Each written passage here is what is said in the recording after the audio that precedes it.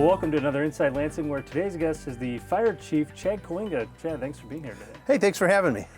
And you're fairly new to the position, only a few months in. That's right. Tell me, what were you doing before that, and how's the new position? Well, before I became fire chief, I was a firefighter for the Village of Lansing, firefighter paramedic. I'd been with the village since 2009 in a full-time capacity.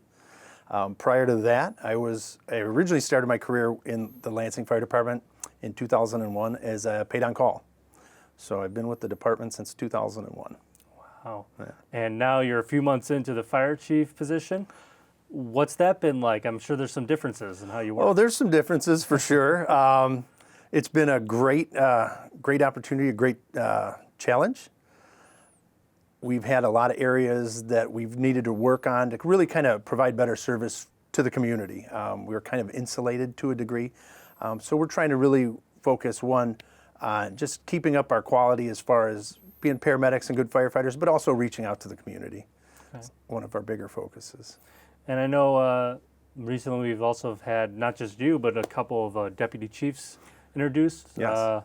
Why did we have to do that, and what is that position like? We wanted to go towards having two deputy chiefs, and thankfully I was able to talk to the mayor and the board, and they approved having a second deputy chief. When we have two deputy chiefs, that really gives us the ability to focus on our two main areas, operations and training. Training is really a big part of the fire service and something we want to be proficient in. So I was able to have a deputy chief of training, who is John Grady, and then a deputy chief of operations, who is Bill Stubid. I think we could switch maybe our gears and go into some renovations that have happened recently. Okay, yeah. Let's talk first, though. There's a new fire engine you guys have. So Correct. What was that whole process like, and what is it like having a new fire engine? Well, I can tell you in a couple months when we get it. It's actually been held up in production. There's just a backlog of engines that are being built currently. The engine was initially started under Deputy Chief Templeman, and along with our engine committee. They kind of created the specifications for that engine and then presented that to the board and got that ball rolling. We signed the contract in early March. Okay. So right around the time when you came in? Correct. Yeah, that's actually right when they kind of finalized the financing, and everything was right after I got in. So it's in the production schedule. It's just there's been some delays as far as other equipment ahead of it. So. And are you looking forward to it? Is it going to help a lot?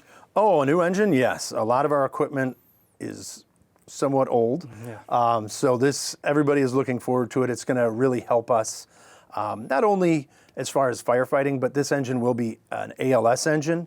So the firefighters that are on that engine, if we have both ambulances out of town, will be able to respond in an ALS capacity to third calls within the village. So. And what does ALS mean? ALS is Advanced Life Service, and there's two levels in paramedicine. You have BLS, Basic Life, and Advanced Life Support.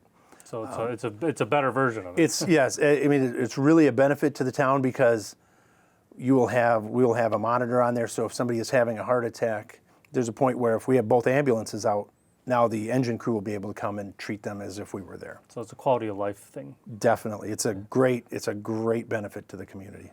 And talking about new things, recently you had Station 29 had some renovations. You want to talk a little bit about the renovations there? Definitely, yeah. Station 29, we renovated that. We started actually before I became chief. We started it in probably late winter of 2018. The building hadn't been touched since it was built, basically, the exception being some coats of paint. So we brought it down to the studs. We gutted it out completely and then created just a new living space for the firefighters on duty. We have a separate bunk room. We have a large kitchen and day room, as well as created an office for firefighters and the lieutenant on duty. And everybody likes it over there now? Yep, everybody likes it over there, yep. And the fire admin building is another one where we did some renovations.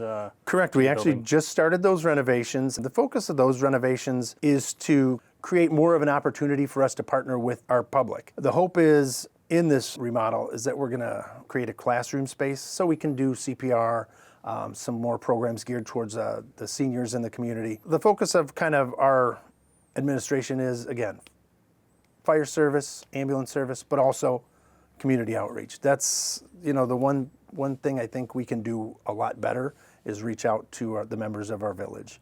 Great. So you're trying to like reach out to the community and get some teachable moments out there. Definitely. And by the administration kind of allowing us to go ahead with that remodel, we're going to really be able to create a nice classroom and a spot to do that. Now, you talked earlier about training, and recently we had Cornerstone Training come through. Correct. And help not just Lansing, though, other communities. Could you talk a little bit about what Cornerstone Training is and what they were able to do out there? Sure. Yeah, Cornerstone Training is provided to us through IFSI, which is the Illinois Fire Service Institute. These are classes that are kind of the building blocks of the fire service, hence the name Cornerstone.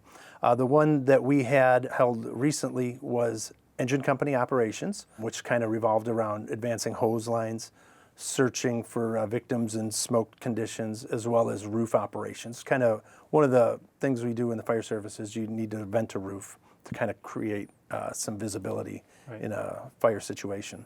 They actually came up to us and provided us the props and the instruction for not only Lansing, but South Holland and Dalton, a lot of our neighboring communities that we work with. Going forward, they're also going to be providing other classes in this series, and then the towns that were there with us will be hosting those as well. So it was a great opportunity for Lansing. Excellent opportunity, yeah. It's something that we are going to keep doing moving forward as well. Coming up here now, this month, we're doing this interview this month in Fire Prevention Month. Correct. So what are we doing? What is the fire department doing about that? I'm sure you're trying to reach out to the community in some ways. We're going to be going to local schools to do programs for their students as far as just in-home fire safety, introduce them to the equipment we use. I know a lot of the younger kids sometimes are put off by the SCBA mask we wear. So it's just to show them, we take the time to kind of put on our gear and the mask to show them that, we're just like your mom and dad underneath this, and we're here to help you. So we'll be visiting schools. I'm sure we could sit here all day and talk about this, but I think I just want to get down to the last question here, which is a simple one. And it's basically just asking you, what do you love about being the fire chief here in Lansing? Number one, I've been in town for over 40 years. So to be able to do, kind of lead this department in a town I've grown up in for most of my life, it's really great. I appreciate more than anybody probably know the confidence that the mayor and the administration has in me, as well as the other people that they've had, that they let me put into this leadership positions. The confidence they have to help us move the department forward. We come from a really good foundation of the chiefs that have come before us, but I think we can build on that and really kind of expand some of that. And I'm excited to be able to do that too. This is the town I grew up in, and it's awesome to have the chance to kind of really make some changes for good. Well, we're looking forward to seeing those changes, and I'm sure we'll be back to talk to you more about that then. But for now, Chad, I'd just like to thank you for being on the show. Hey, thanks for having me. This was fun. And thank you for watching. If you'd like to see more of our content, please subscribe to our YouTube channel.